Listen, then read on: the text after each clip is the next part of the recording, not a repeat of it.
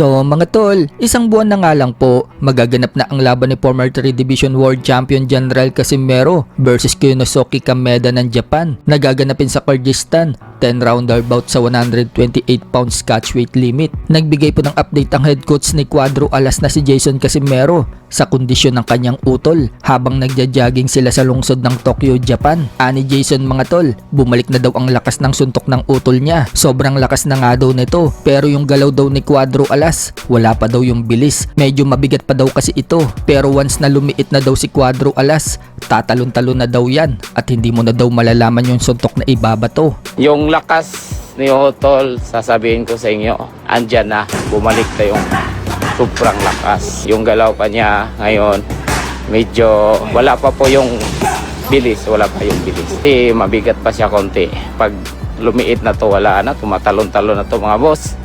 Hindi mo na malaman kung anong isuntok. Nag-sprinting nga po ng ilang beses si Casimero. Sobrang bilis nga po niyan tumakbo. May humabol. Hindi makahabol mga boss, yung humabol.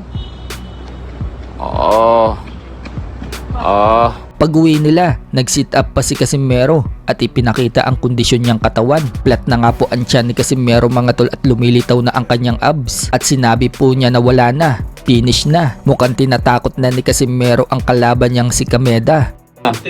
Kwarta na po si Finish na. Hello. It's work. Habang si Kameda mga tol, tahimik lang, wala itong inilalabas na training. Puro pagkain lang ang pinopost niya sa kanyang social media account. Sa kabilang banda naman mga tol, alam na nga po ng karamihan na ilang beses na sanang muntik maglaban si legend Manny Pacquiao at newly crowned undisputed super middleweight world champion Terence Crawford. Subalit hindi natuloy ang kanilang laban. So may opinion po ang dalawang dating world champion at retirado na sina Oscar De La Hoya at Sean Porter kung sino ang mananalo kung maglalaban si Terence Crawford at Manny Pacquiao sa prime nila. Unahin na po natin itong si Sean Porter. Pabor nga po itong si Porter kay Crawford. Wala daw kasing duda, natatalunin lang daw ni Crawford si Manny Pacquiao kung nagkatapat daw sila. Habang si Oscar De La Hoya naman mga tol, pabor kay Manny Pacquiao. Sinabi ni De La Hoya na knockout daw ang sasapitin ni Crawford kay Manny Pacquiao kung naglaban daw ito sa prime nila. Naniniwala si De La Hoya na si Manny Pacquiao lang daw ang tatalo dito kay Crawford. Mawawasak daw itong si Crawford sa bilis, angles at relentless attack ni Manny Pacquiao. Matatandaan na nakalaban na ni De La Hoya si Manny Pacquiao